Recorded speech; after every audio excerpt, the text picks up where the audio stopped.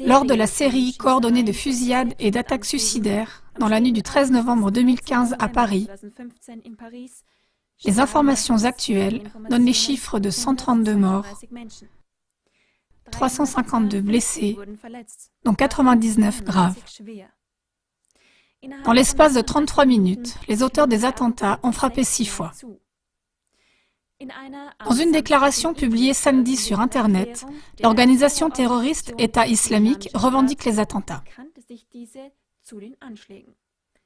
La TV a rapporté cela en détail dans l'émission d'hier.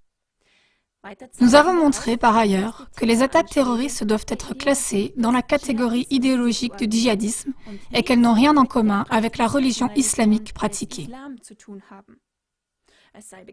Il est connu et prouvé que le réseau terroriste islamique a été créé par les services secrets américains dans la guerre en Afghanistan contre l'Union soviétique en 1979.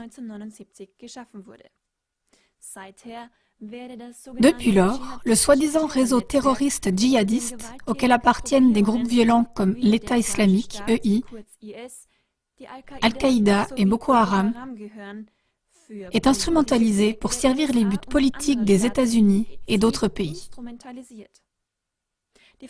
La question était de savoir si dans les récentes attaques terroristes à Paris, il pourrait s'agir à nouveau d'une instrumentalisation de l'EI, ou bien si l'EI aurait agi de manière autonome, peut-être même contre l'intérêt de ses instigateurs, ou encore s'il pourrait s'agir des deux possibilités. Dans l'émission d'aujourd'hui, nous allons nous tourner vers une nouvelle question en rapport avec celle d'hier, et qui va aussi nous aider à y répondre. La question est, dans quelle mesure pourrait-il s'agir d'un false flag, c'est-à-dire d'une opération sous faux pavillon?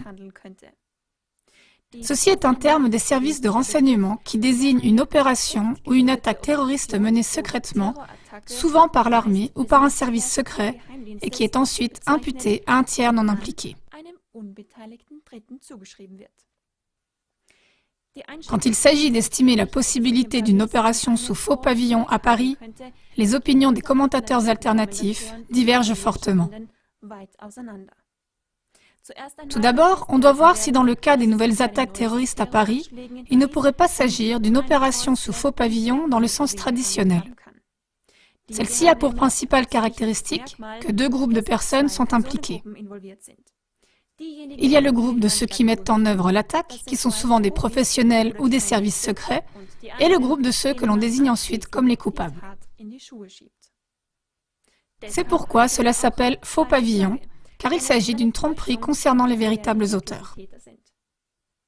Les attaques terroristes suivantes présentent les caractéristiques typiques d'une opération sous faux pavillon.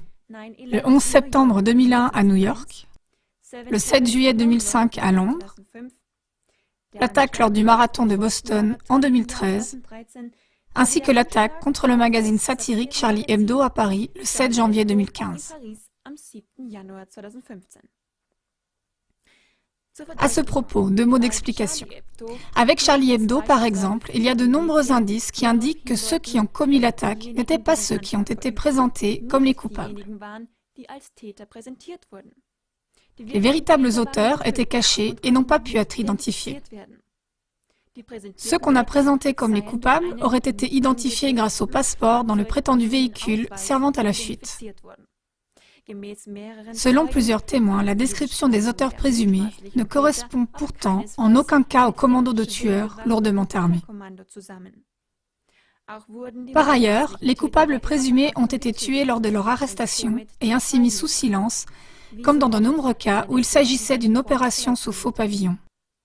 Vous pouvez consulter les détails dans le lien affiché. Mais maintenant, les auteurs des récentes attaques terroristes à Paris n'étaient pas cagoulés et ne portaient pas de masque. C'est ce que rapportent plusieurs témoins.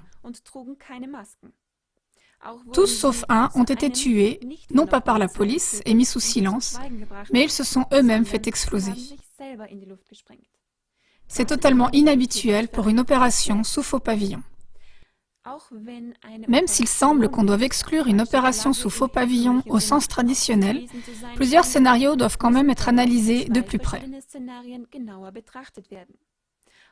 À ce sujet, les opinions des commentateurs alternatifs divergent. Premièrement, une première thèse suggère que l'EI et d'autres terroristes ont certes été recrutés et utilisés par les services secrets, mais qu'ils ont ensuite commencé leur propre vie et ont échappé à tout contrôle. En Libye, par exemple, lorsque des mercenaires d'Al-Qaïda ont été utilisés pour faire tomber Kadhafi, ceux-ci ont ensuite échappé à tout contrôle lorsqu'ils ont attaqué le consulat américain à Benghazi et tué 4 membres de l'ambassade américaine. Les défenseurs de cette thèse répondent à la question « cui bono ?», c'est-à-dire « à qui cela sert-il ?» de la façon suivante.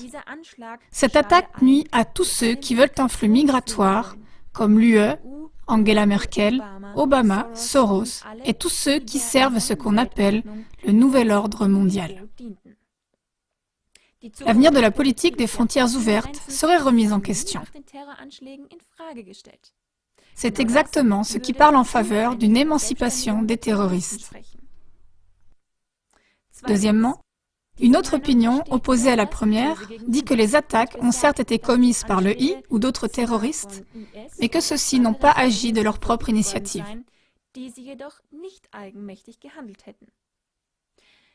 Des attaques si minutieusement planifiées et réalisées avec autant de précision n'ont été possibles que parce qu'on a délibérément fermé les yeux ou que les services secrets français ou étrangers ont même apporté leur aide active. Les agresseurs étaient organisés de manière professionnelle, ils ont utilisé des fusils d'assaut de type Kalachnikov et ils portaient des ceintures d'explosifs du même genre. Les partisans de cette thèse indiquent qu'un exercice d'alerte comparable avait précédé les attaques terroristes du 13 novembre.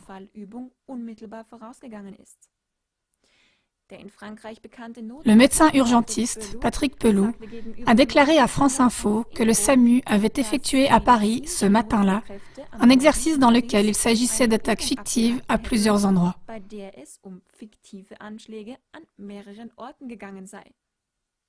La police et les pompiers auraient aussi été impliqués dans cet exercice.